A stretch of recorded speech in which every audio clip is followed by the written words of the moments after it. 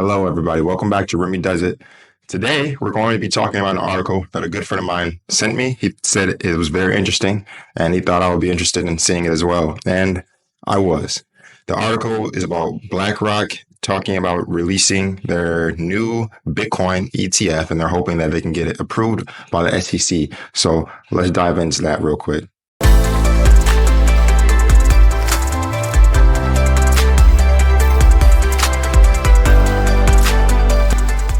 So once again, this is a Forbes article. It's titled BlackRock's Revamped Spot Bitcoin ETF Model. Let's read a little bit about this. All right. It says BlackRock has revised its Spot Bitcoin Exchange Traded Fund, ETF, altering how Wall Street banks engage with Bitcoin. The model presented to the U.S. Securities Exchange Commission, SEC, in November is designed to enable major financial institutions like JP Morgan and Goldman Sachs to participate more easily in the Bitcoin market despite regulatory restrictions preventing them from holding Bitcoin directly. The cornerstone of this revised ETF is the in-kind redemption prepay model. It allows banks to create new ETF shares using cash rather than Bitcoin. This shift in methodology is pivotal in transferring risk from authorized participants to market makers, therefore bolstering the ETF stability. It shifts the risk to market makers. I'm very sure about that.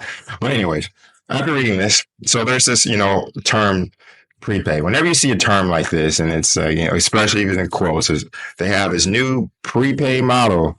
You always want to be extra skeptical and want to look into that. So there's another article I found here on Yahoo Finance about the same thing. And this talks, it doesn't go in depth on it, but it kind of clears it up a little bit better for us. So it says this new redemption model called prepay enables authorized participants, or APs, from major banks to bypass restrictions that prevent them from holding Bitcoin or crypto directly on their balance sheets. By transferring cash to a broker-dealer, which then converts it into Bitcoin, the APs can participate in the fund. This is so dumb, honestly. The idea of this entire thing, it's supposed to somehow transfer risk onto the market makers and not on like retail traders or whatever, right? But it doesn't. That's stupid. It doesn't make any sense because regardless of what is recorded on their balance sheet, if they're allowed to buy it by just transferring money to someone else and someone else can convert it to Bitcoin for them, they still own the fucking Bitcoin regardless. Like, it's not making any difference whatsoever. So if we're talking about market manipulation and trying to protect retail traders from that, you're not protecting them from anything. You're just switching how it looks on paper for the same exact thing to happen. The first thing I'm going to say about this is if you are a person that is interested in buying Bitcoin, you believe in Bitcoin and the value that it holds and that it will continue to gain value, the best way to own Bitcoin is to fucking buy Bitcoin. Like, you don't need a fucking ETF. An ETF is just another derivative that's added to the laundry list of derivatives that are already fucking filling the stock market. Derivatives are fake assets. It's not a real asset. So you get these fake assets and they get pumped with hundreds of billions of dollars, a lot of times using fake money. And, well, actually, let me rephrase that because money is fake, but even faker money, like actually just straight up debt, taking straight up debt. If you're a retail trader and you are interested in Bitcoin because you believe in the future of Bitcoin, you believe that it's going to continue to gain value and it's going to retain the value it has, the best and safest way to own Bitcoin is to buy fucking Bitcoin. You don't need a fucking ETF to go and buy Bitcoin.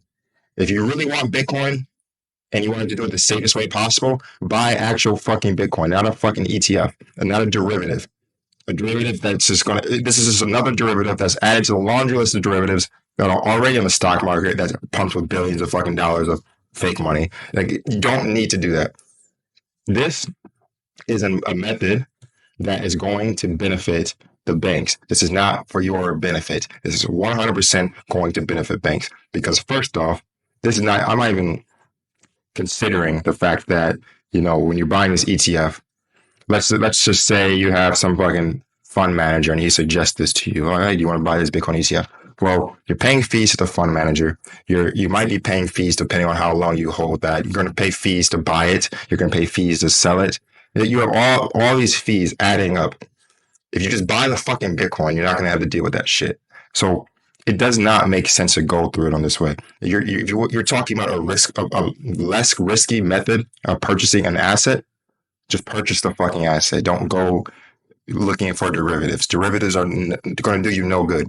Furthermore, it says right here, it says BlackRock believes that the new structure offers superior resistance to market manipulation, a key factor that has previously led the SEC to reject spot Bitcoin ETF application. How is this going to prevent market manipulation? Hey, hey, I want to pump fucking Bitcoin with, $500 billion. But hey, I'm not going to buy it directly because I don't want to manipulate the market. So I'm going to give you the money and then you buy it. It's fucking stupid. It's just dumb as fuck. And personally, I really hope that people don't buy into this shit. It's a way to make money. It's absolutely just a way to make money. You don't need to go through the stock market and buy an ETF to purchase Bitcoin, to feel like you're in ownership of Bitcoin. Just buy the fucking Bitcoin. Because you're buying an ETF, you're not actually owning the true asset. If you want to own the asset, buy the fucking asset. Don't buy an ETF of the asset. It's going to do you no good. It's the same thing with buying gold on the stock market. There's no reason people should be buying gold on the stock market. They're fucking themselves. You're going to fuck yourself over. Half of these ETFs on the stock market, I would argue way more than half, have absolutely no or very little gold. They might not even have gold. A lot of these ETFs on the stock market that sell gold, they'll end up selling about 80 to 100 ounces of gold per 1 ounce of gold that they actually have in reserves. And even then, a lot of the times, they don't even actually truly own the gold. There's I forget what exactly gold is called. I think gold brokers that essentially allow them to claim ownership of the gold and then sell it out to others. It's part of the fractional reserve banking system. I talked about this in a previous video. The fractional reserve banking system, you put $1 in, $10 come out. That's exactly how it works. And the same exact thing happens in the stock market. That happens with gold. Fucking 1 ounce of gold goes in, 80 to 100 ounces of gold comes out and gets sold to you. You're buying shit. That's what you're buying. You're not buying the real thing. So when it comes to assets like this, if you want to own actual gold, go buy real gold. If you want to buy and own Bitcoin, buy real Bitcoin. Don't buy the fucking ETF. It's all bullshit. That's basically all I have to say about that. I just think it's fucking clown shit. Don't do it. I think it's a shitty investment. It's like if you believe in Bitcoin, it's just a shitty investment. I would not recommend it at all.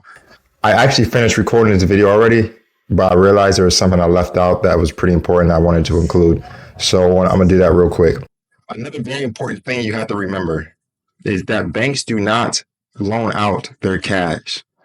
They don't. That is a facade. It is all an illusion. You are led to believe that the banks have this money and reserves and they're just handing that out. No, that is not what's happening. The bank is creating money for you. Whenever you take out a loan, whenever you swipe a credit card, every time you take any form of money from the bank, unless it's the money that's already in your account, that money is created for you. It is created. It's not loaned out. So it'd be very hard to convince me that you have these major institutions, with hundreds of billions of dollars that aren't just going to be creating money by the billions and pumping it into the crypto market, which is going to create a false bull market. It allows them the ability to create a false bull market, which attracts retail traders. These banks already have their positions made. They have the positions already set. Retail traders go in there. They help drive the price up even more. And then the banks are going to use the retail trader as a liquidity to get out. I can guarantee that's exactly how it's going to work out. So that's something you all need to keep in mind. I am not saying that Bitcoin won't be a good place to store your money.